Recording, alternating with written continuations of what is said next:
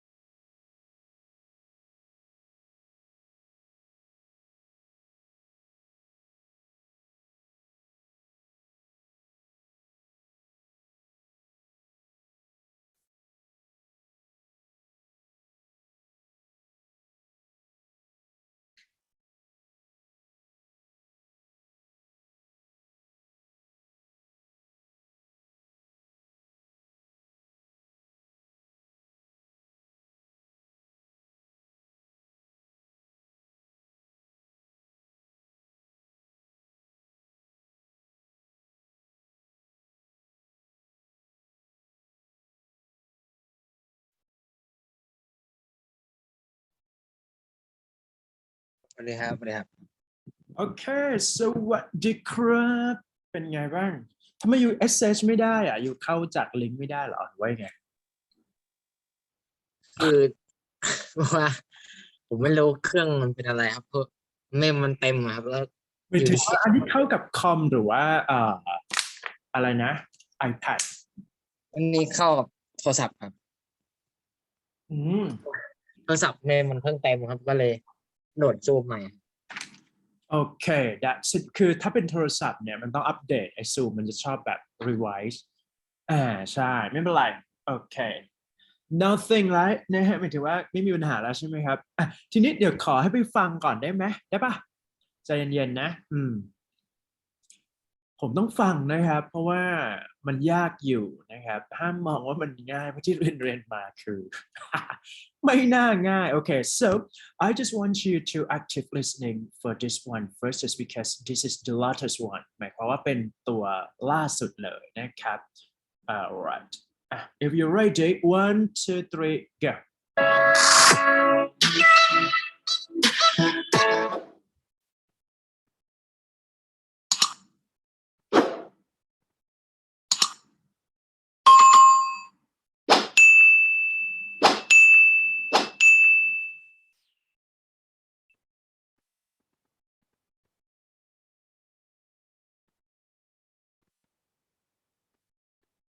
You will see that there's an example that has been done for you. On this occasion only, the conversation relating to this will be played first. Global bicycle tours. May I help you? Yes, thank you. I'd like to sign up for a bicycle tour. The man answers the phone. Global bicycle tours. So the word global has been written at the top of the form. Now we shall begin. You should answer the questions as you listen, because you will not hear the recording a second time. Listen carefully and answer questions 1 to 4. Global bicycle tours. May I help you? Yes, thank you. I'd like to sign up for a bicycle tour. Which tour were you interested in? We have the River Valley tour coming up in June and the mountain tour in July. The River Valley tour is in June. I thought it was in May. It actually takes place the first week of June. Oh, I see. Well, I can still do that. The River Valley tour is the one I want. Splendid. Just let me take your information. May I have your name, please? Carla Schmidt. That's Carla with a K, not a C. K-A-R-L-A. Thank you, Ms. Schmidt. Address? Do you need a street address, or can I give you my post office box? A post office box is fine. It's P.O. Box 257, Manchester. Thank you. Okay, next. Will you be bringing your own bicycle, or do you want to rent one from us? I'll bring my own. Excellent. Now, we provide all the meals, so we need to know if you have any dietary restrictions. I don't think so. What do you mean? I mean, if there's any food you can't eat. Some people have food allergies or are vegetarian or have to avoid dairy products, things like that. Oh, I see. Well, yes, I'm a vegetarian. I never eat meat.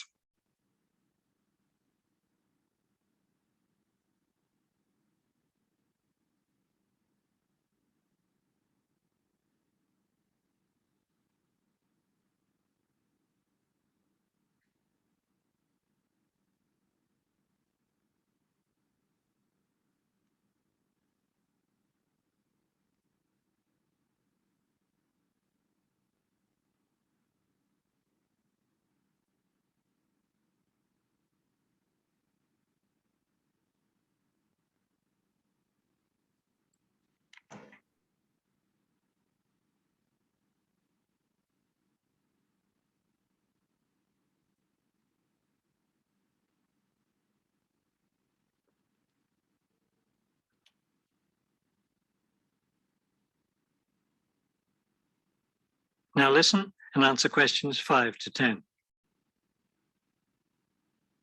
All right, I'll make a note of that. Now, the total cost of the tour is $750.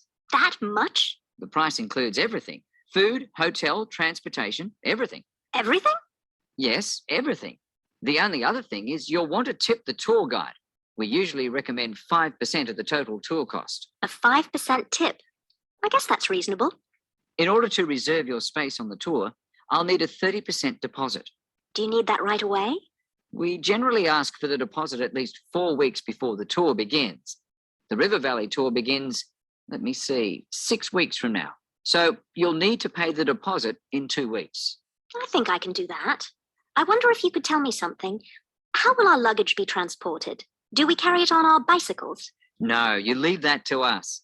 We have a van that carries your luggage from hotel to hotel each day, so you don't have to worry about it. Great.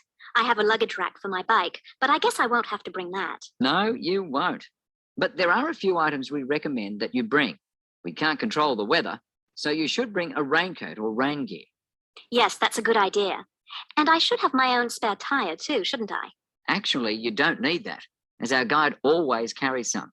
And of course, you won't need maps either, since our guide has the route all planned. What about a water bottle? I'll need that, won't I? Yes, you should definitely have a water bottle. A camera would be a good idea too, since that tour goes through some very scenic areas. I have a guidebook of that area. I wonder if I should bring it along. We don't recommend guidebooks. It would just be extra weight, and the tour guide knows a great deal about the area. Yes, I see. Is there anything else I need to know? I think we've covered the important points. I'll send you a tour brochure, and you can call again if you have any questions. Thank you very much. That is the end of part 1. You now have half a minute to check your answers.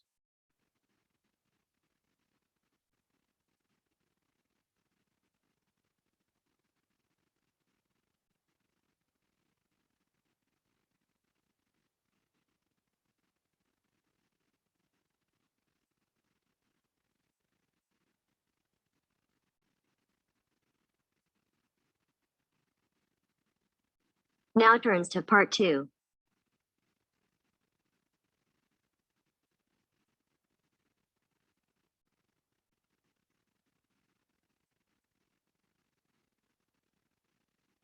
You will hear a radio interview about a lakeside resort.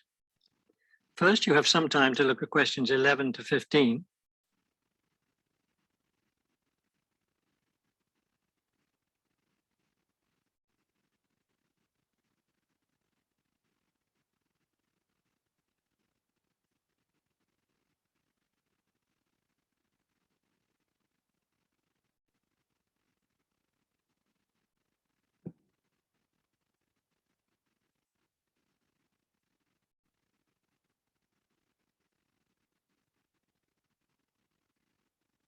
As you listen to the first part of the talk, answer questions 11 to 15. Good afternoon, and welcome to today's show. The warm months are with us, and many of you are getting ready to plan vacation trips. To help you with that, we have a special guest today, Robert Sampson, director of the Golden Lake Resort. Robert, I understand Golden Lake is a popular place for families to spend their vacations. Yes, families enjoy spending time at Golden Lake. Many come back year after year.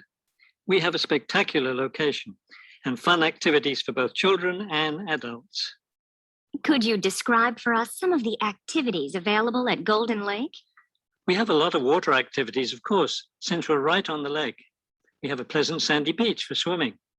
We also have canoes and sailboats available, and many of our guests enjoy boating on the lake. I imagine water skiing would be popular among your guests. Actually, we don't permit water skiing in the resort area. It can be dangerous for swimmers and for the canoeists too. We do have a great location for fishing though, and you'll often see guests fishing from our dock or from the canoes. That sounds very relaxing. What about activities on land? Do you have facilities for tennis? We had tennis in the past, but the courts fell out of repair. And since we found that most of our guests weren't interested in the game, we closed the courts down. So that's no longer an option. And naturally, because of our location in the woods, we don't have an adequate area for a golf course. But I'd like to let your listeners know that we'll be adding a new activity this year. We've made an arrangement with the local stable, so now we're going to have horseback riding available for our guests. We've created several riding trails around the lake. That sounds lovely. Now, what about rainy days? What can your guests do when the weather's bad? We have a games room and a crafts room. When the weather's rainy, some of our very talented staff members offer arts and crafts classes for all ages. What fun! Do you offer any other classes or activities?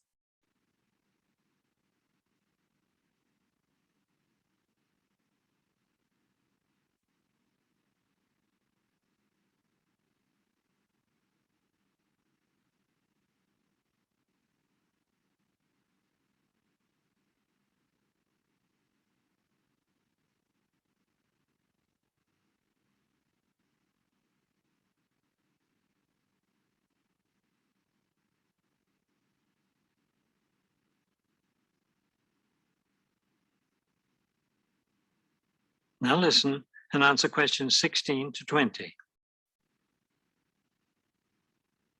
We have a weekly schedule of evening activities, which anyone can attend if they choose.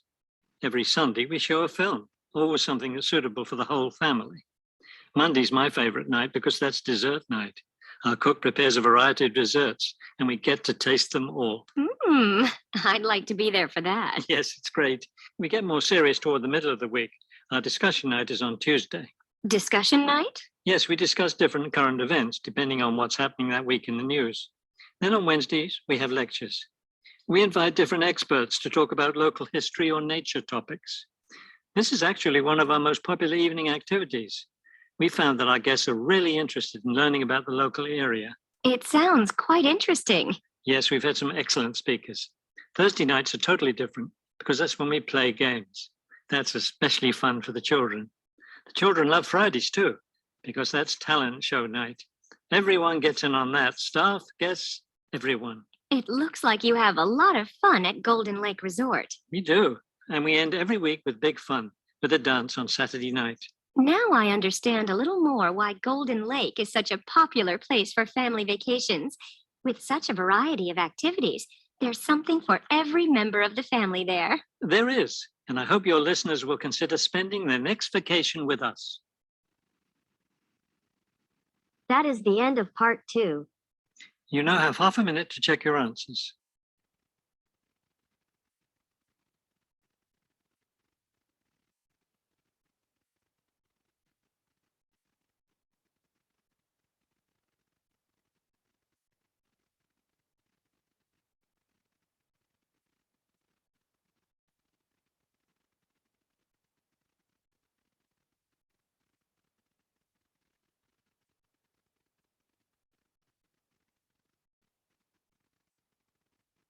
Now turns to part 3.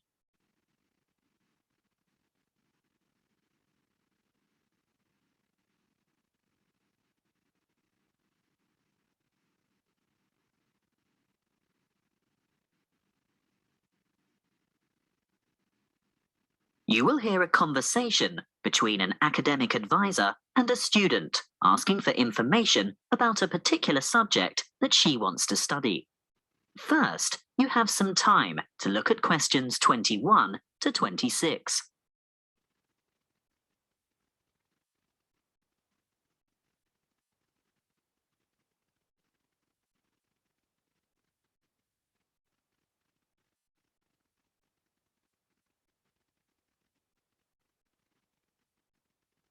Listen carefully and answer questions 21 to 26.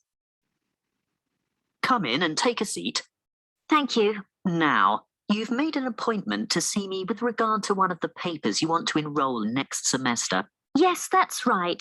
It's the Globalization and Educational Change paper, GEC 692. Ah, well, I know the one you mean, but all the code numbers are going to change next semester. So, although the course name will stay the same, the code will be ED995. Not that you have to worry about that. But the content will be the same, right? Oh, yes, to a large extent. The objectives are still to provide you with the skills and knowledge for analysing the challenges that globalisation poses for education. Yes, that's what I'm really interested in. The future of education. Not where we are now, but where we're heading. Well, you'll most likely enjoy the course because it'll give you the opportunity not just to explore, but also to document the advancement of new educational developments. And there'll be quite a lot of analysis involved. Yes, obviously. But once you've examined how education has been affected by cultural values and socio-economic structures, you'll go on to debate the pros and cons of the restructuring of public education in view of rapid globalization. I see, but when you say public education, do you mean worldwide? No. That would be far too large an undertaking for just one paper. You'd probably choose to work with the education system within your own state or country. Sounds interesting, but isn't it a bit restrictive? Not at all. From there, you'd move on to explore the impact of internationalization on curriculum diversity in both developing and developed countries. Have you had a chance to look at the assessment criteria yet? Actually, I have, and it makes me a bit nervous just thinking about it. Why's that? Well, I see that the first assignment starts with an illustrated PowerPoint presentation to the rest of the class. I've never done one before. No need to worry. You can get help with that. Anyway, this presentation isn't graded. It's what we call a formative assessment.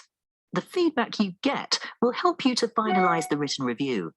That's a review of those academic articles in the first part of the reading list, right? Yes, but you only have to choose 5 of them. That first assignment is worth 30%. And the second assignment?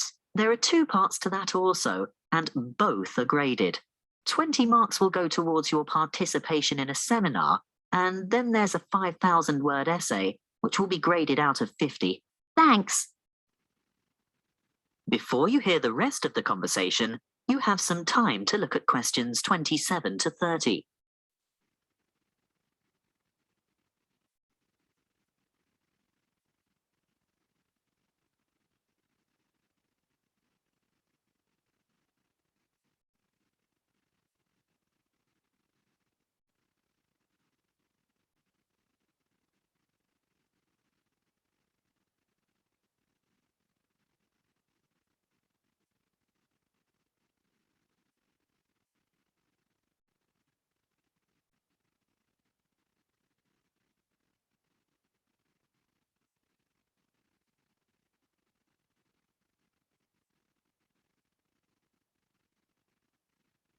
Now listen and answer questions 27 to 30.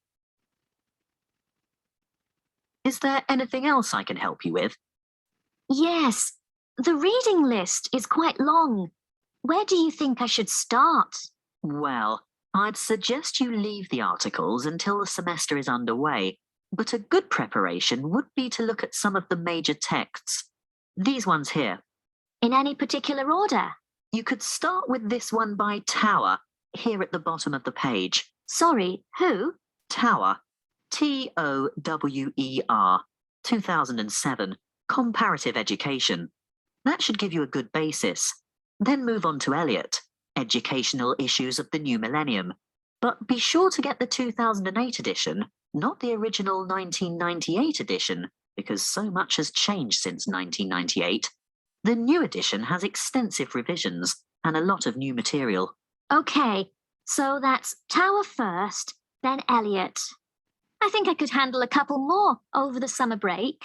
Well, in that case, look for Brown's Education and Globalization, published in 2009.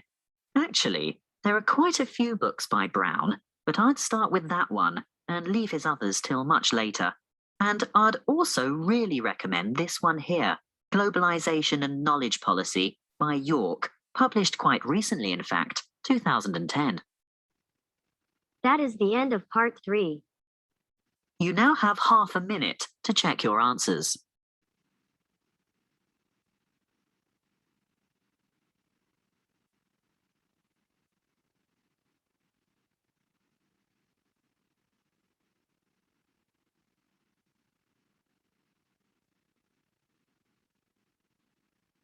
Now turns to part 4. You will hear part of a lecture on cities of the future. You now have 30 seconds to read questions 31 to 37.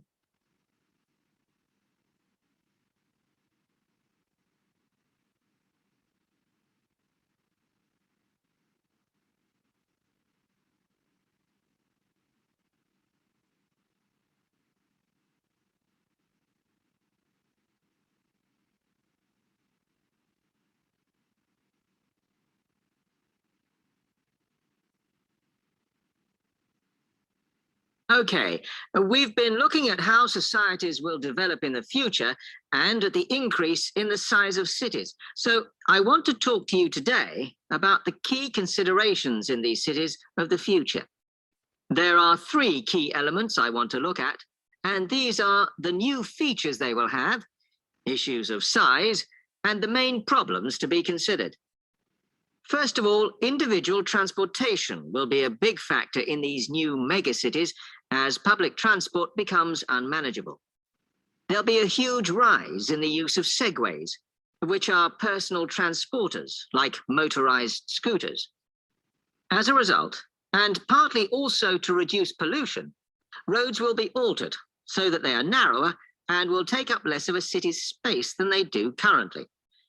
Naturally, this is a major change to the infrastructure, and something that may hinder it is the huge amount of investment it will require. The next thing is, what is going to happen to the commercial areas? We do not want these to become even larger concrete jungles than they are at present. So we have to look at design. And current designs for city development include building gardens on the roofs of these buildings to make a more pleasant environment for workers. And you may think that these areas will expand to cope with increased commercial activity. In fact, the prediction is that they will cover 1/5 of the area that they do at present as we build upwards. The exception to this is shopping centres, which we predict will expand with more and more temperature-controlled malls. What may cause difficulties is that the superstores will be confined to the outer edges of the city, as they will be too big to fit into the new malls. Then, of course, there are the residential areas, and these will undergo their own changes. One particular development will be houses which are built from glass, as innovations in this material allow it to provide light without causing problems with temperature inside a building. The residential areas will not be allowed to expand without limit, as happens in some areas at present, and their size will be restricted to a population of 15,000. One issue, which has yet to be resolved, and I'm not sure it ever will be, is how we manage to house older residents. They will be increasing in numbers as time goes on. Finally, how will these cities live? We know we have limited energy sources, so what will we do? Well, something currently in development, which will be a feature, is that waste is going to become an energy source. For example, to provide gas in homes. Also, as new technology and systems are developed, we will find that energy plants will become smaller. Another energy source we could use, but one which raises issues of having enough space and too much noise, is wind farms. Because of the problems, I'm not convinced these will be the grand solution to our energy problems that we thought they were going to be. You now have 15 seconds to read questions 38 to 40.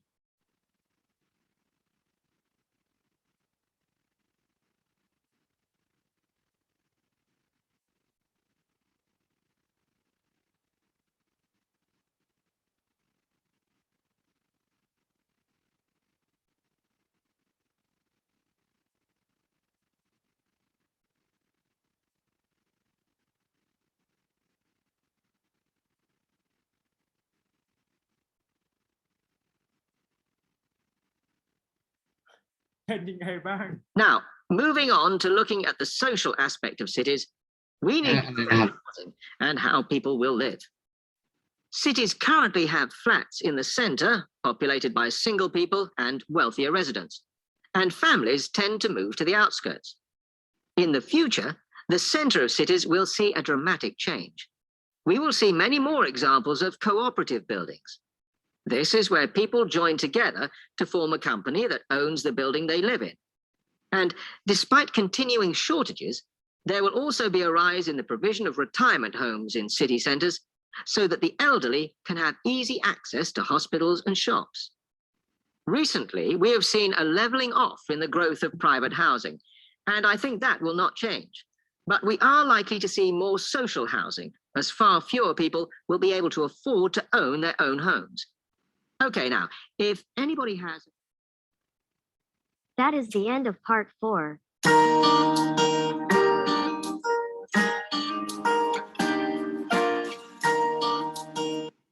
flats in the center cooperative building. Of part 4.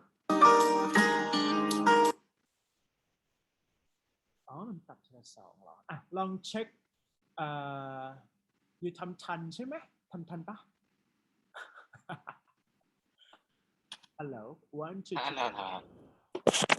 ลองเช็ค20ข้อแรกก่อนครับจะได้ดูนะครับพาร์ท2น่าจะแต่ว่าถ้าที่ฟังไม่ได้ยากเท่าไหร่เซตนี้แต่ว่าแค่เพจมันว่าครั้งนี้แบบดูง่ายขึ้นครับแบบดูแบบไม่ยากจนเกินไปอ่ะครั้งนี้เรา วันนี้ไงก็จริงๆแล้วเนี่ยข้อสอบเนี่ยปกติมันจะหมุนมันจะมีทั้ง challenging มันจะมีทั้ง pretty challenge แล้วก็ normal ในมุมพี่ว่ามันไม่ได้ยากมันแต่ว่าเพจมันจะเร็วขึ้นในช่วงหลังๆเท่านั้นเองอันนี้คือ search มาจากวันนี้เลยก็คือ 11 January โอเคเราลองเช็คดูนะครับคือพาร์ทแรกเนี่ยอย่า expect ให้อยู่แบบตอนนี้ไม่ได้มีปัญหาเรื่อง cash word ละแต่ว่าให้แบบพวก spelling หรือว่า date นะครับเคลียร์นะพวกแบบว่าnumber date หรือว่าแบบ apostrophe พวกนี้เนี่ย capital letter ตัวพิมพ์ใหญ่อะไรเงี้ย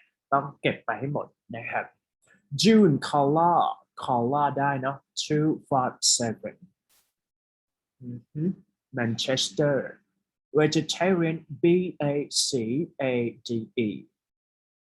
part 2 A B D G แล้วก็ I film ถูกไหม film movie and then discussion lecture games แล้วก็ปิดด้วย dance is that right okay good ครับมีปัญหาเรื่อง S apostrophe S พวกนี้ไหมหมายถึงว่าหลุดไหมไม่มีนะเคยครับแต่ว่าครั้งนี้บอกไม่หลุดเรื่อง S ครับเนี่ยอยู่วิธีการก็คือว่าตัวมันเป็นstandardized test นะครับ ช่วงที่เขาบอกว่า you have some time to recheck เนี่ยอยู่ก็ต้องเช็ค spelling ที่เป็น ious หรือว่าแบบ ias หรือว่า apostrophe s ทั้งหมดนะครับ แล้ว plural form singular form ทั้งหมดเลยนะ that's it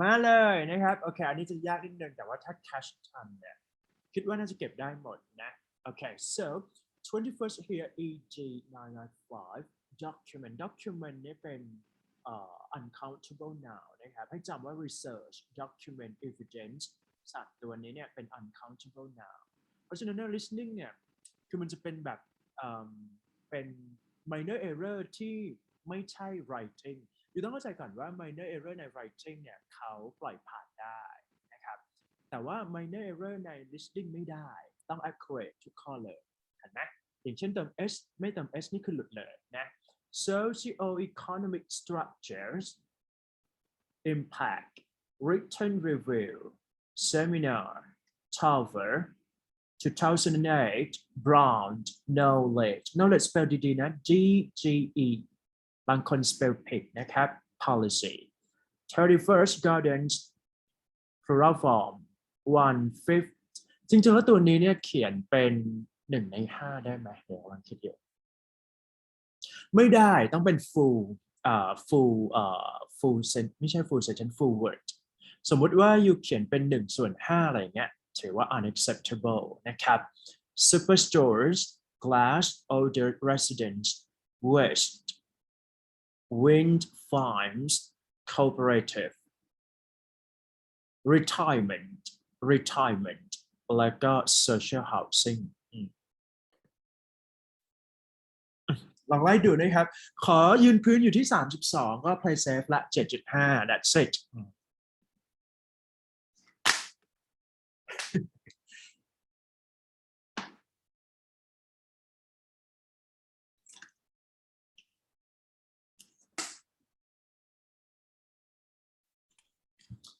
บางทีแบบว่าเวลาจะตอบครับแบบเช่นข้อ37เนี่ยบางทีก็แบบไปงงครับว่าจะเว้นหรือจะเขียนติดดีอะ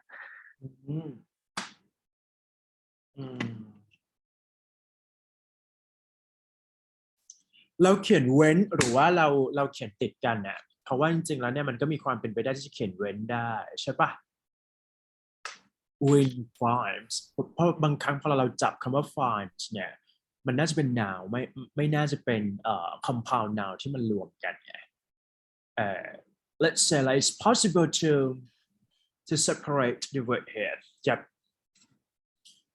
ประมาณนั้นนะครับเดี๋ยวแป๊บนึงครับเดี๋ยวมาหนึ่งครับ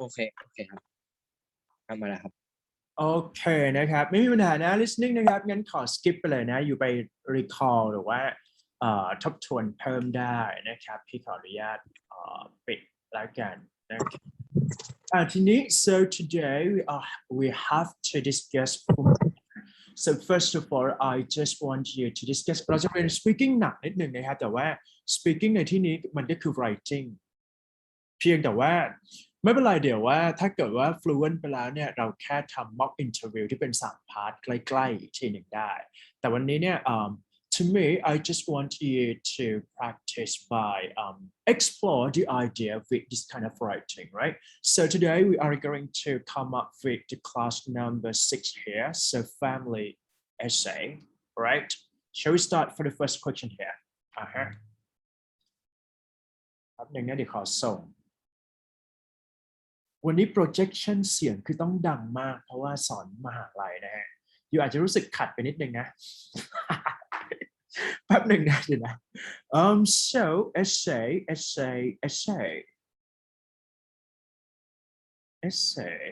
คลาสที่เท่าไหร่นะ6ใช่ปะไม่มีเหรอแป๊บหนึ่งนะ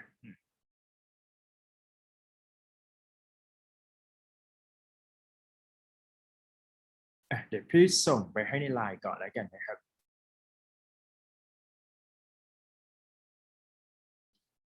เรเดอร์เคยพูดภาษาอังกฤษติดกัน6 ชั่วโมงไหม ค่ะ ไม่เคยลองครับผมก็เลยไม่รู้ว่าจะพูดได้ไหม ลองพูดนะครับพี่จะนั่งฟังว่าพี่พูดภาษาอังกฤษทั้งวันแล้ววันนี้อาจจะแบบ exhausted ไม่ได้หมายความว่าอย่างนั้นนะเพราะว่าล่าสุดคือสอนpublic speaking แล้วก็สอนพวกแบบ digital media แล้วทีนี้เนี่ยมันเป็น content based ก็เลยจะเหนื่อยนิดหนึ่งนะครับมสวใช้งานหนักมากนะครับใช้งานยิ่งกว่า จ้างประมาณ4 ล้านอะไรอย่างเงี้ยฟีลนั้นเข้าใจปะ All right, so shall we start for the first question here? It's all about family essays, right? So nowadays, parents put too much pressure, okay, on children to succeed. What is the reason of doing this? Okay, possible reason here. And then is that negative or a positive development here?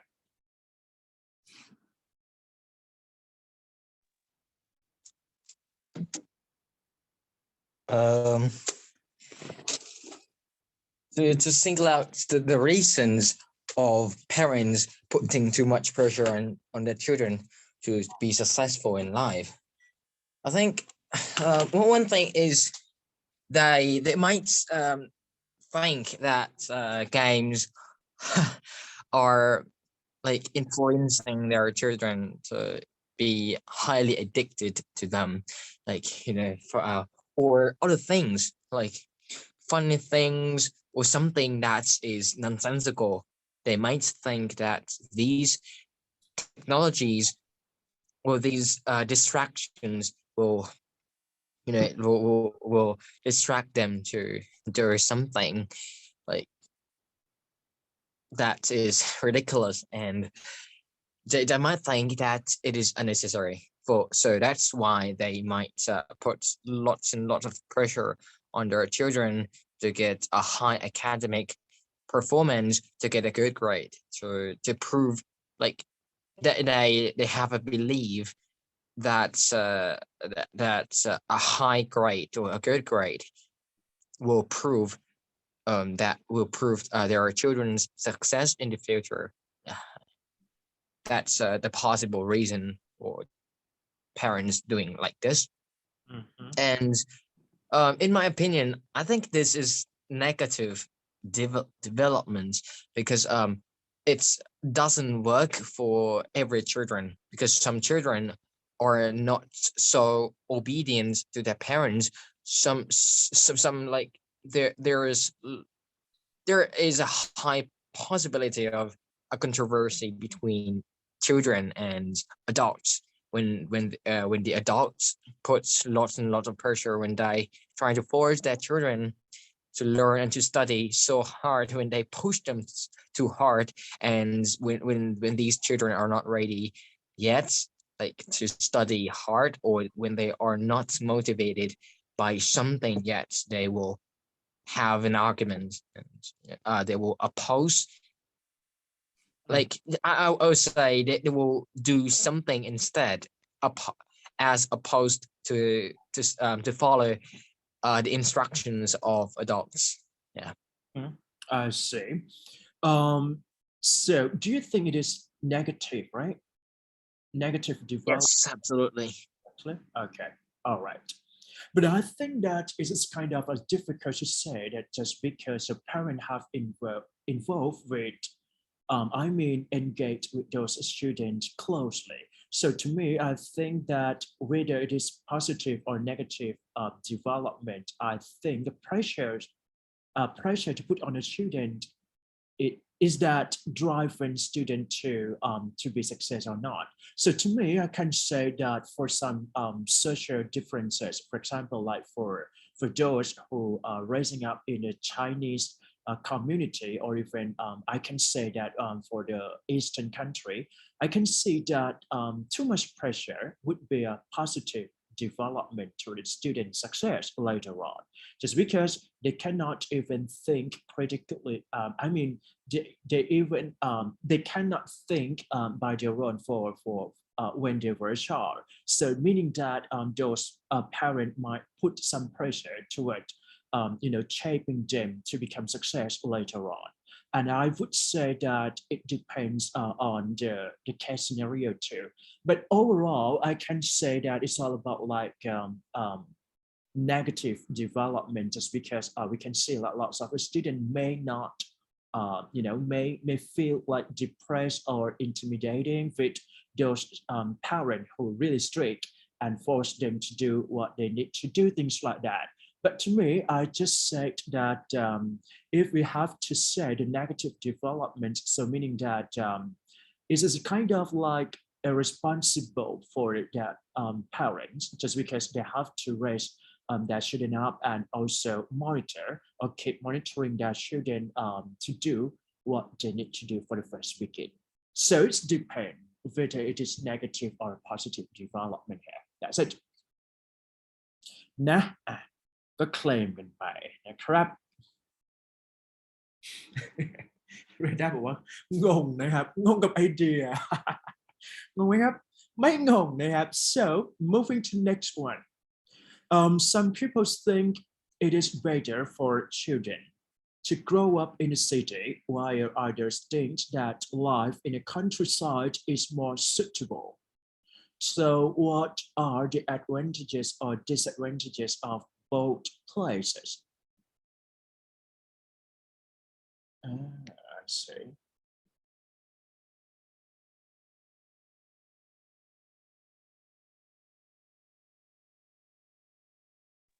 Live with my Okay, so what do you think about it? Whether it is growing up in the city is more benefit than growing up in a countryside? As far as I know,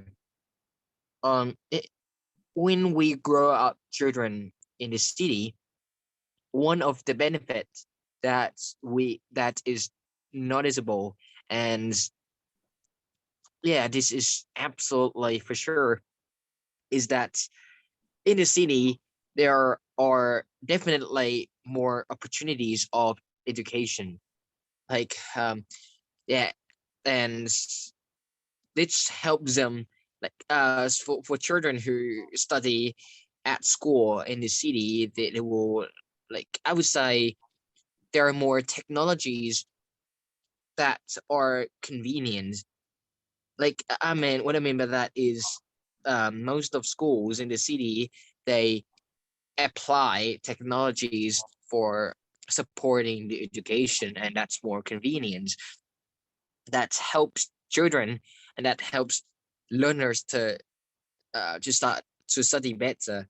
But in comparison, if we compare to study at school in a countryside, I think it's more inferior, and there is more disadvantage, because, like, I mean, in terms of technologies, because as we can say in Thailand, like, for example, in Thailand, in most of the districts or in most of students who live in the countryside, they usually lack of technologies to support the education. I mean, what I mean by that is, like, they don't even have computers, mobile phones to study online, like, in the current time because of COVID-19 crisis. So it's inconvenient, and it's difficult for them to access the online class. Yeah. So what we will see is that more and more students will not be able to join the class. Yeah. So yeah. And but Okay. Next, I'm going to explain about the advantage and disadvantage of both places. Firstly, if you study in a city, yeah, there is. Yeah, I've already told you the advantage of studying in a city. Now, I'm going to explain about the disadvantage of studying in a city. If you study in a city, yeah, there is definitely a disadvantage because in the city, what's what we can noticeably see that is that mm, I would say like the environment, it's not suitable for them, like compared to in the environment in the countryside. What I mean by that is, for example, like in the city, there is a traffic jam, traffic congestion when kids or children start going to school. Absolutely, most of them, 99% of them, use vehicles, and then there is a high possibility that these kids and these children uh health condition will be deteriorated because of air pollution, or like I would say contaminated air, yeah, or like there's or such as water pollution. But in terms of but if these children study in the countryside, I think there is more wonderful and amazing because they live in a natural in I mean in a really natural world. Like in the countryside, there are most of mountains. There's they stay with the real nature, so they can explore the world more and more. I see. Good. I do agree with you, just because to me personally, I can say that those children who growing up in the city is far more greater than other students who growing up in the countryside, right? So to me, as you mentioned, the digital literacy for those children who growing up in the city. So I have to say that those children can committed. I mean, it's not committed. I would say that they're gonna spend a time with games, playing games, or even some kind of like surfing some information on the internet, instead of other students who come from countryside. They got nothing. I can say that they feel they got any information or no knowledge into accessible to this kind of equipment. So I think this is maybe the first clarification to strengthen the way that we can support any idea for the first word for the first reason. But I think if you can support, however, in contradictory to say for these issues, I can say that for some student or even parents, they may feel that those children who are growing up in the city may have misconducted behavior, for example, like aggressive, or even the obedience that didn't pay attention to what they should need to do. For example, like instructions, or even the way that they behave in the socializing in the city might be leading in their aggressive way, or even inappropriate behavior. You know what I mean? Yeah. So another reason that we can support that growing up in a countryside is kind of like I think it's all about peace of mind, just because we can see like those children who are growing up in a city, they're gonna have like a big pressure on any kind of psychological factors. For example, like they're gonna become depressed easily when comparing to those coming from a countryside, just because they, the way they sincere or intuition, they might, expose themselves to in the, nothing can harm them with some pressure or even going to be depressed person later on. But to me, I do believe that those children who are growing up in the city might outweigh more than those countryside, just because the way that we have lived in the real life is that we have to learn a life in reality, which means that it can consist of a negative effect or even positive effect towards a life, or what we can choose. It depends on the socializing or even this culture that shapes us to be more stronger than ever. And I think those people coming from countryside, they don't have any skills to adapt themselves with the bad situation or even struggling situation that those people or those children who growing up in the city. That's it. ก็ว่ากันไปนะครับเสียงดังฟังชัดนะ moving to next question here ปวดหัวแล้วเนี่ยเปิดไมค์นะเดี๋ยวเรด้าชอบปิดไมค์แล้วค่ะ All right, so for next question, in many modern societies, grandchildren rarely spend any quality time with their parents. Grandchildren, what does it mean actually? เป็นหลานนะครับ หมายถึงว่าเจนใหม่ที่เพิ่งเกิดไปเลยอย่างเงี้ยเหรอ ใช่ครับแบบรุ่นหลานนะครับหลาน สมมุติเราเป็นรุ่นลูกเนี่ยก็คือรุ่นหลานของยูอีกทีหนึ่งถูกไหม Is that right? ใช่ครับ Right. Okay. So let's say Gen X, Gen Y, and Gen C. So you can interpret this kind of generation like this. Okay. So what do you think are the consequences of this? For starters, before I tell you about the consequences of this, I think firstly I have to tell you the reason first, and this is the possible reason that might happen in reality, and this is my own thoughts, my own idea. I think one of the best reasons to explain this is most of grandchildren, they hardly ever spend their time with their parents or with their members in their family. I think one thing is that in these modern societies, as they are adolescents, I think like they are more likely to hang out with their friends. I think they think that the relationship between I would say they might think that the relationship between them and their parents are already strong, so they just want to explore the world more by going outside, by spending their time with other people. What I mean by that is their friends.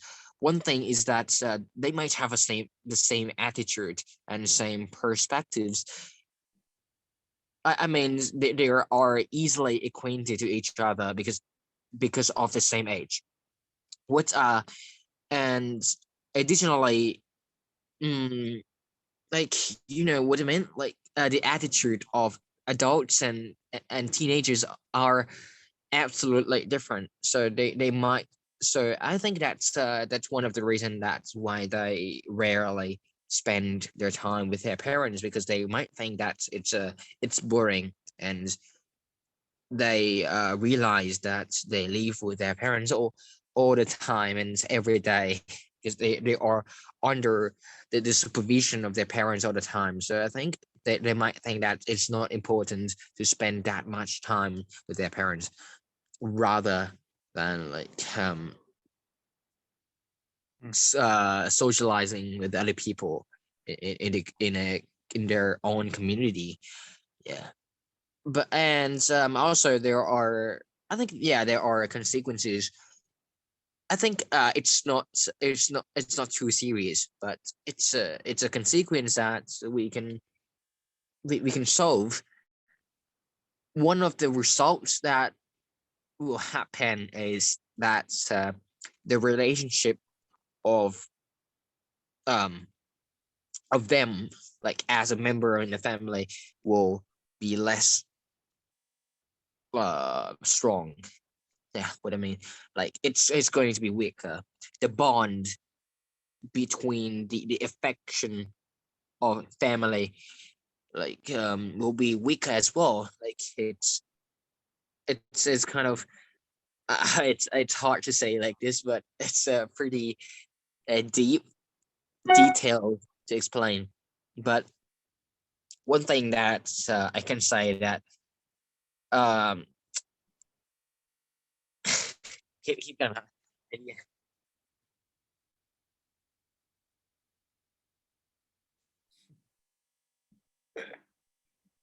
แป๊บหนึ่งนะแป๊บหนึ่ง ไอเดียคิดไม่ออกนะไม่ได้ รู้ว่า ได้อยู่ได้ จะ อยู่ เกิดอะไรขึ้น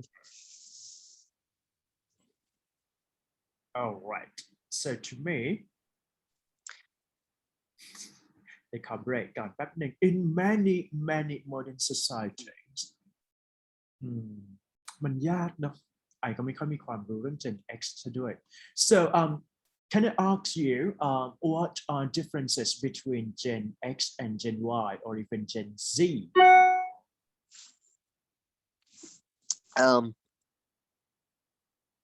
the clear differences between these three generations is, I think, it's the attitude and lifestyle or mindset of living. Okay, you might not understand this, but for example, I will give you some examples. I think this is clear enough, and you might realize, and you will know exactly. Like you will be able to differentiate these things between these three generations. Okay, for example, job satisfaction. So how this is involved and or associated with the differences between these three generations, yeah, it is absolutely different because in the previous generation of people, like people who age around 50 or 60, yeah, these in the previous generation, they had a stereotype and they had a belief that they needed to find a job, and no matter no matter how boring it was, but they just needed money. They did not care about any passion. They did not care about any new things. They did not want to adopt like new things in their life. They just want money and money. But in this modern era, like the new generation or young people, we have the young people have different attitude from those people who are from previous generation in terms of job satisfaction, because what I mean by that is, for example, some young children, they can make money, they can earn lots and lots of money from playing games, from streaming, but the problem is that people who are from the previous generation, they have an argument with these young people. They say that games like are unnecessary and it is absurd. It is it cannot make lots of money. So yeah, there is a controversy between these age people age group. Yeah, so this is the clear difference between these two people. So to recap, what I've just said is that people who like Gen คนอายุ50-60นี่คือเจนอะไรนะครับ I'm not really sure. Maybe Gen X. People Yeah. whose generation is Gen X. They don't I would say they hardly ever care and pay attention to job satisfaction. Mhm. Yeah, and some people, they still like I would say there are still reluctant and unwilling to accept and acknowledge the new things in this modern era, because that there are more careers, there are more jobs, there are convenience, and it is easier to get money. Or another example is cryptocurrency. Yeah, like for people whose generation is Gen X, from previous generation, there wasn't like there wasn't a cryptocurrency, there wasn't online trade yet. They just ran a business by trading in real life. But in this modern era, they might not accept that cryptocurrency is the practical application for finding money. But yeah, because they haven't found this kind of technology before, and they are not familiar with this. Yeah, but fortunately, some elderly people who have lots and lots of experiences, but they are open-minded, and also they still accept that what has changed in decades or in 20 or 30 years. Yeah. So to me, I have no idea with a grandchildren might act or pose with some kind of expression or behavior in different way, but I can say let's say for your generation. So can you consider yourself as a Gen X or Gen Y or Gen Z? I'm not really sure about this. Baby booming is that to those people who was born during this not really sure for the exact year, but I think that the way that they can perceive is that I can say for grandchildren, they're going to have unique characteristic. For example, like they may feel like they even more self-confident, or even they know what they need to do, or even they are going to create something new, which that the previous generation may not think about that.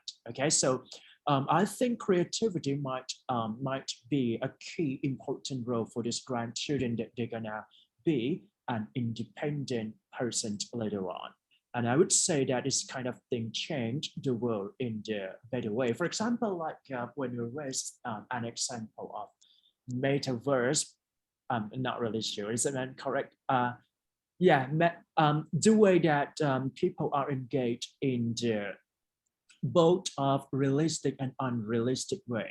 For example, when it comes to talk about digital way that you have to learn.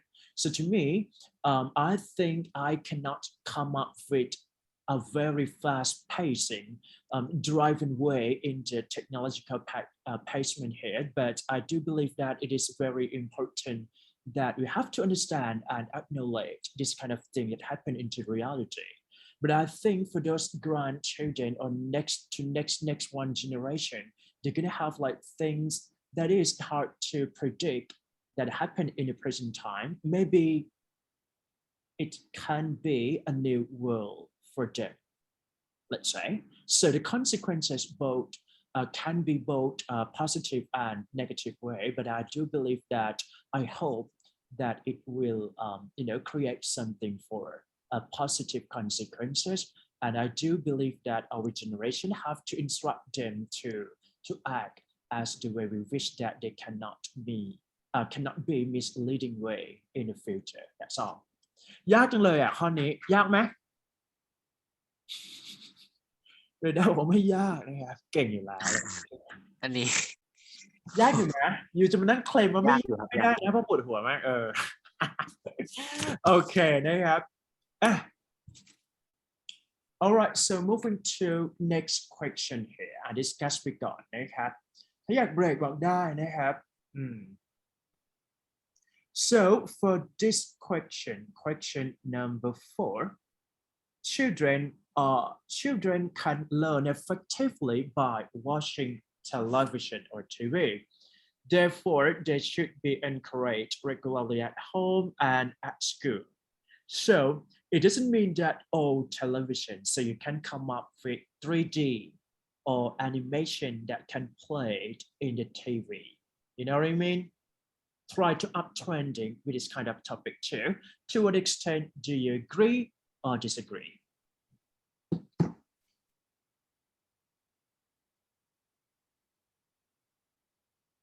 Uh,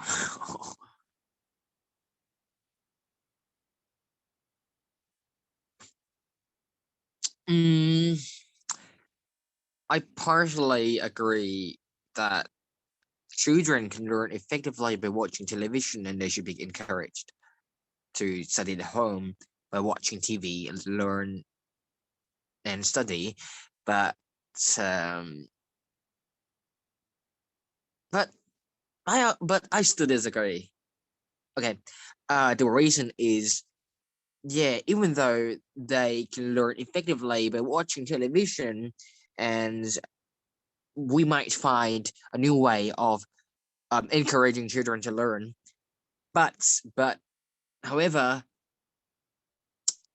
it's unsuitable for some subjects. For example, um, studying science, it's not about only studying theories, right? Like, or in any subjects like PE, physical education. Okay, this is a clear explanation that that I can explain to you, is that like, for example, PE, physical education. When we study PE, it's I think it's inappropriate to just study the theories, how to maintain our health, how to eat healthy food, what's kind of food or something like that, because it's ineffective learning. Yeah, what we should do is that we should take the real actions by encouraging them to play sports, to promote them, to promote their health, to get healthier by like playing sports, playing basketball or something like that. And the benefit is that if they go to school, if they study at school for sometimes, rather than staying at home all the time, they just learn by watching television. The benefit is that they will be able to interact with their friends, like, for example, like playing sports, help them to get a stronger relationship between, like, I mean, in terms of friendship.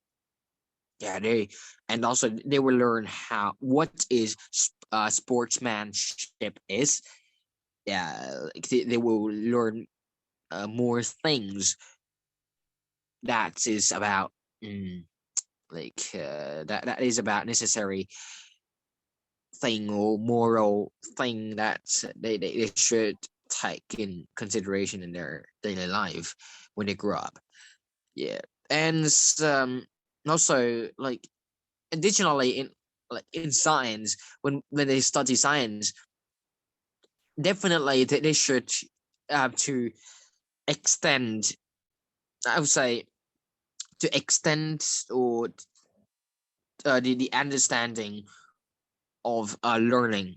They should carry on a experimentation of something. Okay, for example, like if they study chemistry, if you just there's a difference between learning only theories and another person is studying theories and they do an experimentation. The second person will get more understanding, and that's a practical action that you can take.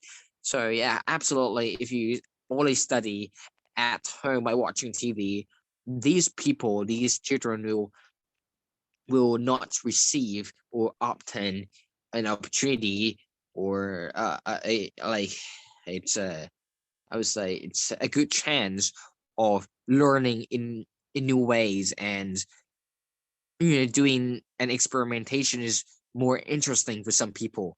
Yeah, it attracts more and more students to take real actions, and yeah, to expand their, I would say it helps them to brainstorm and to cooperate with each other, like to work in groups, yeah, to produce a productive work. Yeah.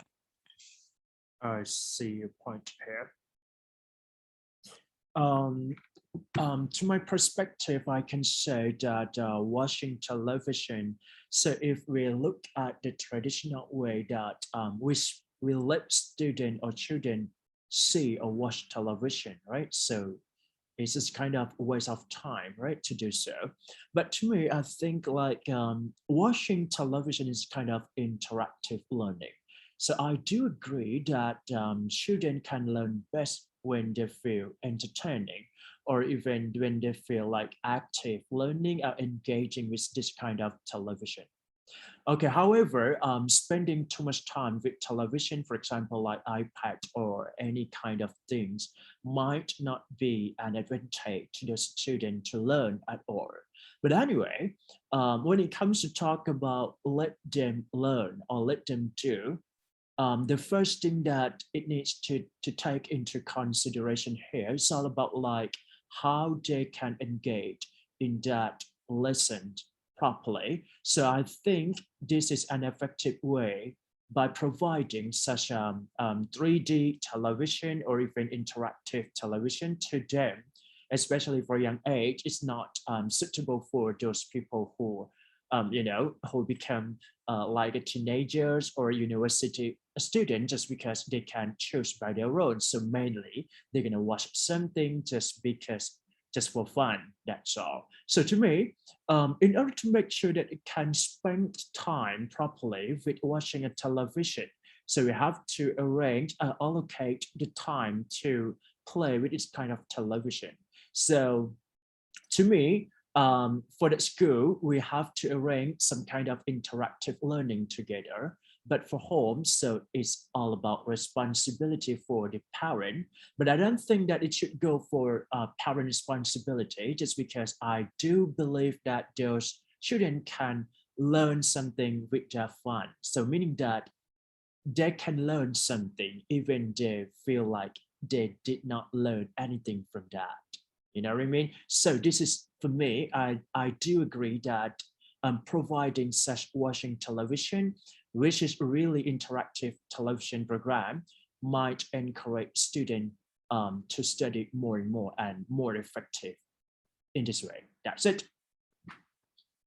นะเอาให้ตายไปเลยโอเคไหม เราได้ห้ามกลัวนะครับเพราะว่าโลกเนี่ยมีจุดที่ให้กลัวมากกว่านี้นะครับวันนี้ก็ชิวๆไปก่อน All right, moving to next question here. Some people think that the role of parents is to discipline their children and teach them about right and wrong. So this is all about like a personality or behavior, which is right or wrong, okay? Other people consider that the main responsibilities of parents is to nurture or bring them up their children and provide them with a safe environment to grow up in.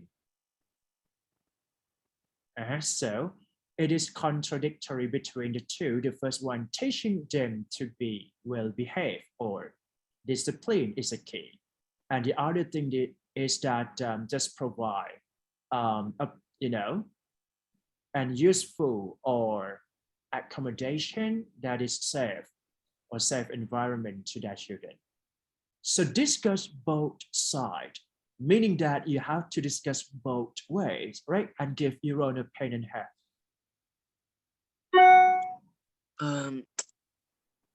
These two notions are pretty similar. Like for the first idea, so people think that the role of parents is to discipline their children, teach them about what is right, what is wrong, teach them about moral things. this is kind of nurturing their children in the safe environment as well. Which, yeah, so that's why I said this is pretty similar, but I think there's a clear difference between these two ideas. So I'm going to discuss first, which is teaching them about what is right, what is wrong, why they think like this. I think they have this kind of attitude of teaching their children what is right, what is wrong, because they might have, I would say, these parents might have gone through the bad experiences or any unpleasant experiences before, or any sufferings in their life before. Like, for example, they might when they were young children, they might have like, I would say, a juvenile delinquency, or they might behaved bad. Yeah, they might behave badly before. So and they learn from their own experiences, and they just order they and when they have their own children, they will only say that this is 100% wrong and this is 100% right for you. This is what you should do, and this is appropriate to do. Yeah, I think they are too afraid of like push like, I would say, they are too afraid of pushing their children to encounter the experience that they have gone through before. So I think that's why. So that's why they try as much as possible, yeah, to teach their children what they should do and what they shouldn't do. And in the second side, in the second opinion of people, like, they say that the main responsibility of parents is to nurture the children and provide them with a safe environment, like, to grow up. I think, yeah, this is quite similar to the first side, but I think this is I think this is the teaching, and this is the upbringing that is not too strict. It's less strict than the first one. What I mean by that is they might not tell their children for 100% what is right, what is wrong, but if it is unnecessary, but if it is really necessary to tell them, they might tell them that this is wrong for 100%, for 100%. Like, for example, like you mustn't sell drugs or smoke weed or something like that. But for some examples, they might want to like to make their children to learn from their own mistakes, learn and just to rectify those inappropriate things they have done. Like, for example, if they have an argument with their friends, if they quarrel with their friends, these parents just nurture their children in a safe environment. They just save them to not save them from their how to say, like, their, like, yeah, just save them from their bad friends, and just try to leave them to learn by themselves from these mistakes. This kind of friend personality doesn't deserve their life or something like that. Yeah. I see your point here. Yeah. Some people think that the role of parents, so we should discuss both sides, right? So to me personally, for the first perspective that I have to encourage, it's not encourage, I have to support for this idea that a parent would be one of the most interesting or important roles toward how they can bring their children up to the right level of discipline later on. Just because I can say that to your parents, so they're gonna bring children up once they were born until they were 5 before they go to the school or they start studying for kindergarten or preschool, right? So to me, discipline is a key just because when it comes to social interaction, it doesn't mean that you can do whatever you want to do in reality. So we have to learn a bit about social setting or even norms. So this is the reason why that I do believe that a parent should instruct a bit, whether it is right or wrong, and a proper behavior should be a proper instruction too. For example, like to those students or to the student who have an rude word or even aggressive behavior, I think just because the parents let them do whatever they want to do. So this is the kind of like it's easy to let them do anything that they feel like is not suitable for that situation. So meaning that if we instruct them how to behave properly, how to respect other people, things like that. So this is the reason that I do believe that mainly responsibility for a parent should instruct them with the right discipline here. And also another perspective is that the parent is just to nurture the children by providing with a safe environment. I do agree that a safe environment can facilitate the growing up of that children in a better way. For example, like if a student live in a single family, which complete family. So I think they don't have to be scared when they interact with other people just because they're going to have a powerful or strengthened their mind on their own. So a safe environment is not just only bringing them up in the physical improvement, but I think mental improvement would be a key too. So it's reflect the way that they can behave when it comes to interacting or socialize with other people later on. That's it. เหนื่อยไหม อยู่ต้องฟังนะอยู่ฟังหรือเปล่าเนี่ยอยู่ต้องฟังด้วยนะครับ alright moving to next question นะครับเนื่องจากว่าเรดาร์สู้ตายนะครับพี่ก็เลยฟอร์สเต็มที่จนไม่รู้เหมือนกันว่ายูรู้สึกยังไงตอนนี้ Are you okay ก็โอเคครับ โอเคนะไม่ได้ยากเกินไปใช่ไหมครับถือว่าเล่นๆสนุกใช่ไหมฮะโอเคนะ Most modern families have both parents working and as a result children spend less and less time with their parents. So it reflects the reality of the world just because I can say that let's say like both parents have to work hard when it comes to living in a city or modern world just because everything needs money actually. So it is possible to do that, and meaning that children less spend a quality time with their parents.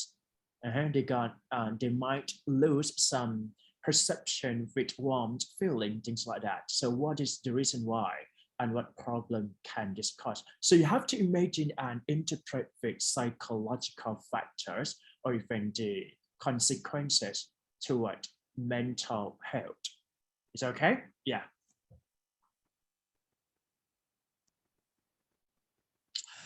I think one of the reasons that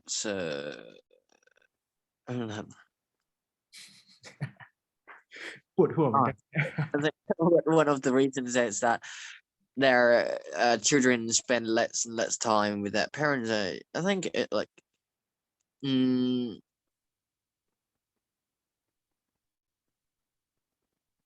มันอันนี้นี่นะครับ หมายถึงว่าพ่อแม่ต้องทำงานทั้งคู่เลยปล่อยให้ลูกอยู่คนเดียวป่ะเป็นนั้นไหม คิดว่าครับ หรือว่าแบบจ้างพี่เลี้ยงซึ่งส่วนใหญ่ก็จะต้องเป็นอย่างนั้นอยู่แล้วครับ so when we reflect the real world of society so I can say that it is apparent that both parents have to work and let children leave behind Yeah, one of the best reasons is that their parents work for earning money because they like they think that if they have lots of money they will be able to support their children in terms of education, tuition, or to make their children comfortable as much as their ability can do. But yeah, there's a problem that will happen definitely. Like I think the problem is associated with psychological factors or mental illness. What I mean by that is, uh, they're I think that even though they are um connected to each other, I mean in terms of relationship, I think it's the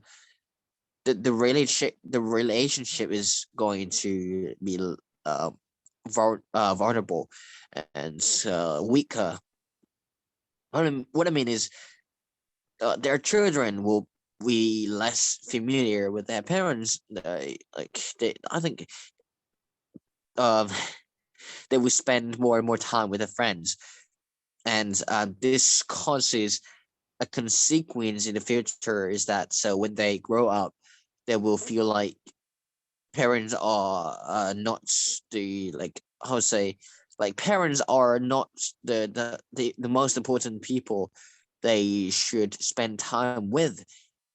Like in the situation of wanting or needing an advice of their life. Like for example, most of teenagers when they want to get an advice, they try to like get an advice from their friends, their teachers, or some people that are not connected to them, like in a family member, yeah, or someone who is not their family member, yeah, someone who doesn't stay at home with them, someone who doesn't grow up with them before, but they mostly they're mostly dependent on these people rather than relying on their children by receiving a good advice for life. And there's a variety of advice and recommendations of living. Like they might have a problem of studying, they might have a problem of stress, they might feel like they're exhausted to succeed to achieve their goals in their life. Yeah. Mhm. I do agree with you. In my I think that in my perspective, I think it is true that both parents have to work for a living in a modern society. So it's kind of a trending. It's not that trending. It's true that both of parents have to work hard just because they have to work actually. And I think that those children who live behind is may cause some kind of like vulnerable in terms of psychological crisis, just because if they don't get even a proper warmth from their family or raising up in a different way. So I do believe that it's kind of a problem toward their child development later on. So the reason is that the economic crisis, I guess, so just because if you just only work for a person, let's say like a fighter, have to work hard and a mother has to stay at home. It's fine and it's traditional family setting to do that. But right now, time changed, time flies, and the way that the family setting has been changed too. I do agree that it caused for some problem, but it's hard to control it. That both parents cannot work together. I mean, each of them have to work just because the reason of economic regression, or even like they have to find money for their families. And the problems, to me, I would say that the problem is all about like children may express themselves with misconducted behavior. So it causes from the the lack of mental support, which is really important. So I can see that once you got friends, you're talking with your friends, I can feel like to those people, they're gonna have a happiness in their mind, or even their expression, their interaction with other people might go in the positive way. So for this kind of like, if a mental support is lacked, meaning that those children cannot even growing themselves in the right way, just because they're gonna have like, let's say, mindset that is hard to be controlled, just because it's all about like a turning point, or even the dark side that can express in their different way, just because they didn't have it. Their brain might change a bit, their behavior also change, just because it's all about like psychological crisis here. That's it. งงมากนะครับไปครับ nuclear family รู้จัก nuclear ปะ single family นั่นเองนะครับไม่ใช่ single mom นะเป็นแบบครอบครัวเดียวนะ alright ให้อ่านก่อนรอบหนึ่งนะครับสนุกดีนะคุยนะฮะ okay alright nuclear family is well adapted to more geographically due to its size. So meaning that actually we're going to have like expanded families that combine every relative, right? Aunt, uncle, grandfather, grandmom, family, daughter, sister, blah, blah, blah. Everyone's combined in the same place. But right now we can say like nuclear family doesn't mean that just only mom or dad and then a son or daughter. But you can see I have to say this kind of trend just because it's very popular in the UK, LGBTQ nuclear family. So they're going to have like transgender living together. All right. And then they try to put identity to what those kind of like next generation. So this is a kind of like maybe an issue to see a problem or even a benefit of it. So do you think children benefit in any way from moving? And do you think disadvantages outweigh the disadvantage here? อันนี้หมายถึงอะไรครับ หมายถึงว่าให้เราพูดว่าsingle family หรือว่าอยู่กับพ่อแม่ลูกเนี่ยดีไหมแต่ว่าเดี๋ยวนะทำไมคำถามมันไม่ relate ผมงงว่า moving อะไรอะครับ เดี๋ยวนะแป๊บนึงสักครู่นะครับ benefit in any way from moving อ๋อหมายถึงว่าเขาพูดว่าอันนี้พี่คิดว่าน่าจะเป็น nuclear family เนี่ยมัน move ง่ายกว่าเพราะมันไม่ต้องไปไหนเก็ตไหมฮะ immigrate ไปอังกฤษไป UK ได้อะไรอย่างเงี้ยมัน work หรือเปล่าถ้าเกิดว่าเด็กต้อง move ไป move มานะครับ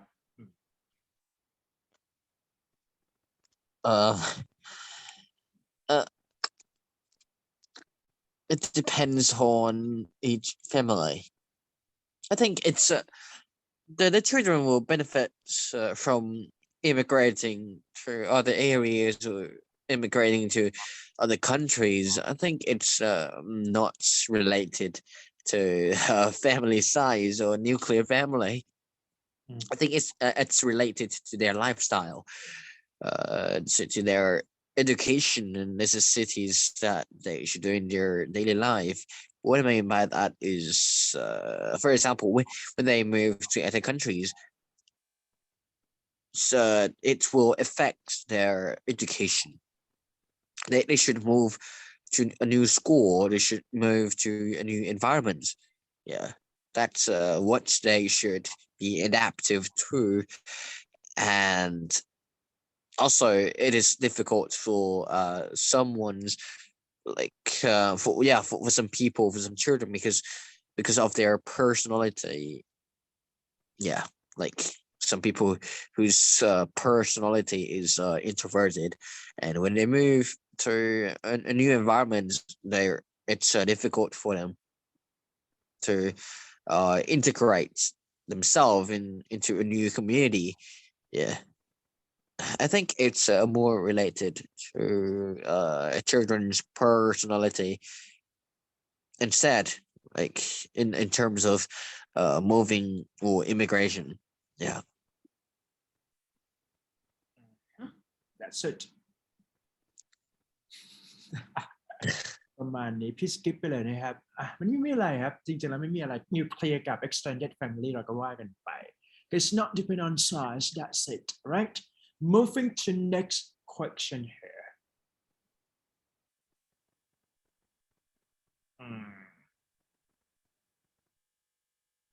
ลองไล่เช็คนะครับ so for this question in many countries in several countries it is common for families to own and run their own business. Okay, good. And some people think this is the best way to run a business, while others consider this is a potential sources of problems. Okay, so what is your opinion here?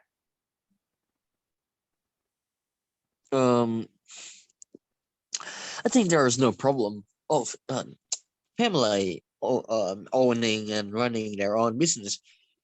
Yeah, and I think that is better. Like for some situations, I think that is better for like I would say the collaboration between the members and family of running business. I think it's better than someone working or cooperating with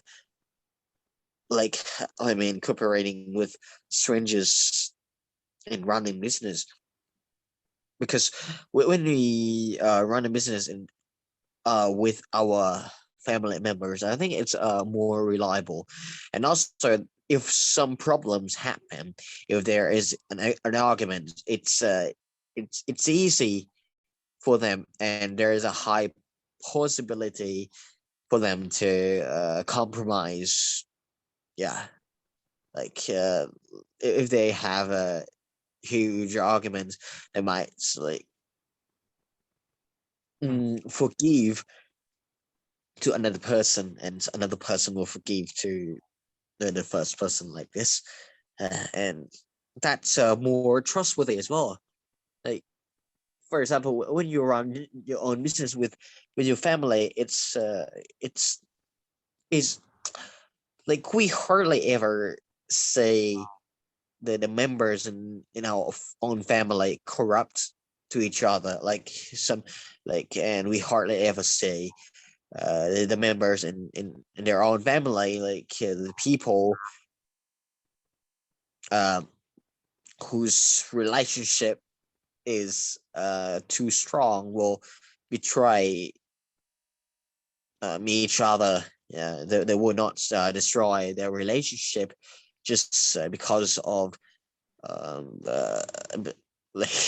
exploitation or corruption of money, something like that.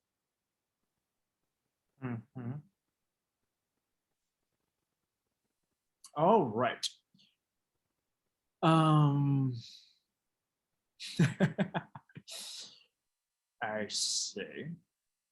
I do agree. Well, I think that I do agree with it, this kind of running a business on their own with a relatives or even a family, just because when it comes to run a business, I do believe that for this kind of a family business can do better than other people who recruit with friends or even other people that they just recruit just because of their performance.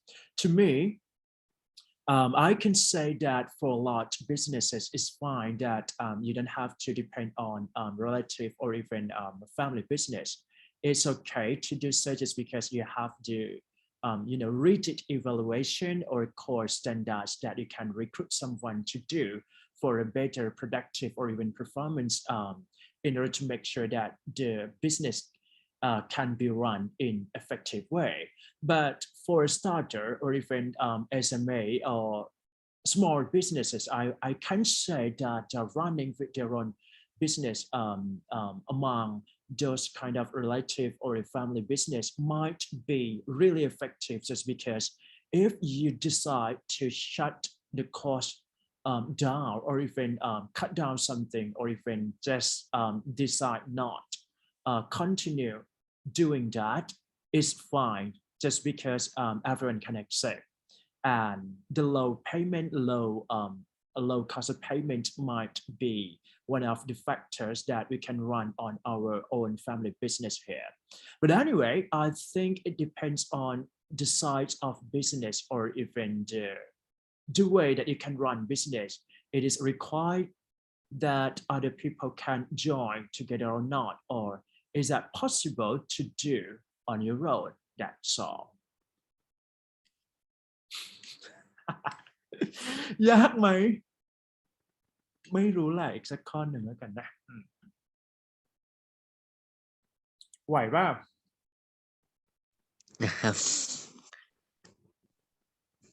นะประมาณนี้แป๊บหนึ่งนะครับเดี๋ยวขอหากัน All right, for these questions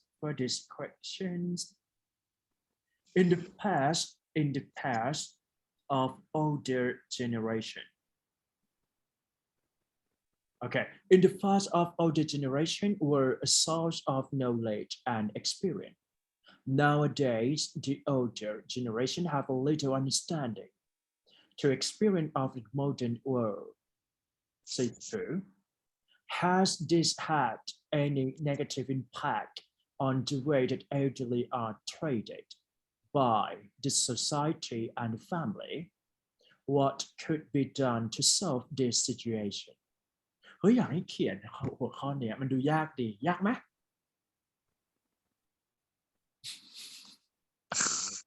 ยากอยู่ครับยากอยู่อ่ะลอง research น่าสนใจมากเลยได้ความรู้เพิ่มแน่เลยถ้าไป research เพราะว่ามันการ reflect แบบมันก็จริงนะถูกไหมก็คือ it's true for the first statement here, and is that negative impact or not, so we need to clarify or justify what are the possible negative impacts here.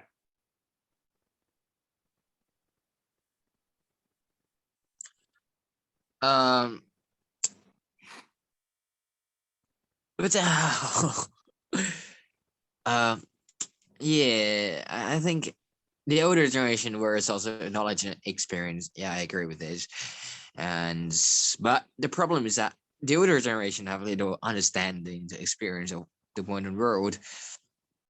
Actually, I think this brings a negative impact in a way that elderly are treated by the society and the family. What I mean is, like the meaning is that when these elderly people, they don't exactly understand about what's going on in the modern world, they might be considered as a burden for young children, for younger generation. For example, like in terms of working environments, this is a big problem, because when old people, elderly people cooperate with young people, absolutely what will happen is that some elderly people, they don't comprehend the complicated function of technologies, such as how to use computers, how to use like the printers.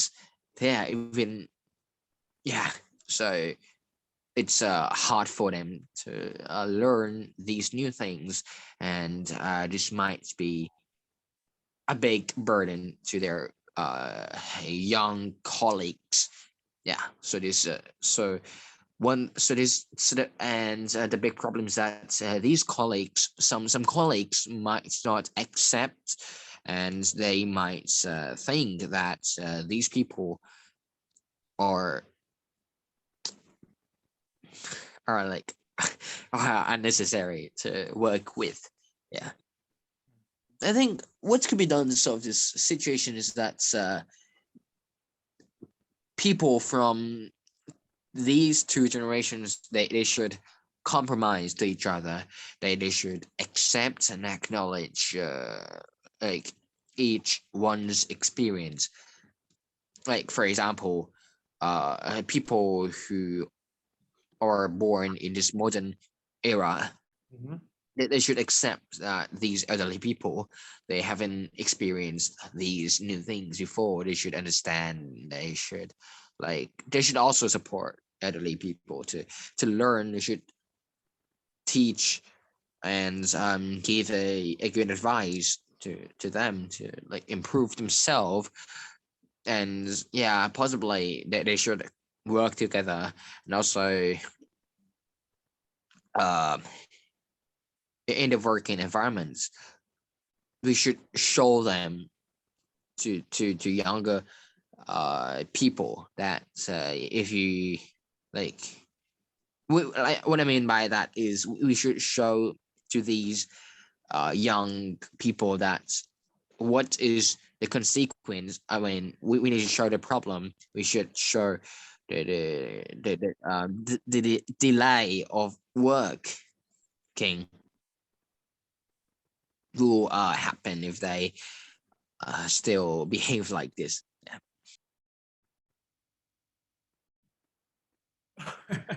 All right, I do agree with your statement that it should be compromising to both of next generation or an old generation to to clarify a common practices or even a common understanding together, right?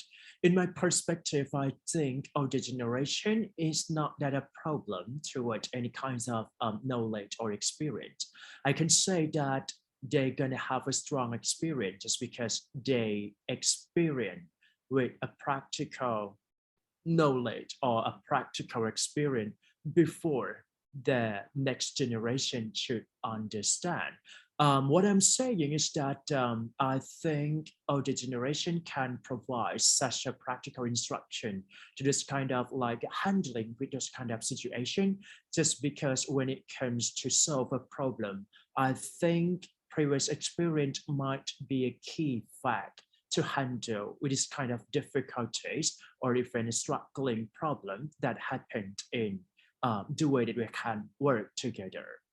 To me, I think for the next generation, we cannot deny that they're gonna have like a literacy, especially for technology, or even they're gonna have like a self-confidence or a self-reflection or even self-efficacy. This is kind of thing that it generate or create a new stream of critical thinking and can cause with new things in our life. But I don't think this is kind of negative impact, but it had for those older generation that can cause anything that they miss or misunderstand with something properly. But to me, I think that next generation should provide, such as exchanging something or some information hand in hand. Let's say like if we can say like to those people who didn't have any skills or literacy towards technology, this is the responsibility for next generation should do. Or even a practical experience, I think that the previous generation or older generation can instruct and can well warn to those kind of new generation that they can handle it properly. That's it. อีกสักข้อหนึ่งไหมก่อนปิด โอเคว่าต้องถามนะครับ All right. In many Western countries, there is an threatening number of couples choosing to have no children. Western countries, come on, actually. What are disadvantage and disadvantages to couples having no children at all? I would firstly start with the advantage of having no children. Firstly, for some family, for some couples, they might feel like they still encounter hardship. They might they might still suffer from their financial issues, and they think that it's unnecessary to have children because if they have children, they are a burden in their life. What do you mean? So it's like to simply say that is that they just want to get ready first before having children. If they are not ready yet, so if they don't have a I would say like a sustainable lifestyle, like if the rate of employment is not stable yet, or if there is still a low possibility of getting employed or get a job, they will decide, they will make a self-imposed decision to have the children. But on the other hand, there is a disadvantage of having no children, or as well. Like, I think it's about their grandparents. Yeah, because most of the elderly people want to have children, so they will have an argument with these couples, because these couples don't want to have children because they are not ready yet, but their elderly relatives will argue that they want to have they want to have children. Yeah, so there will be a big argument. Yeah. I see. Good. Thank you so much fun. Personally, I think it is possible for many Western countries that is increasing no children among couples who decide to live together.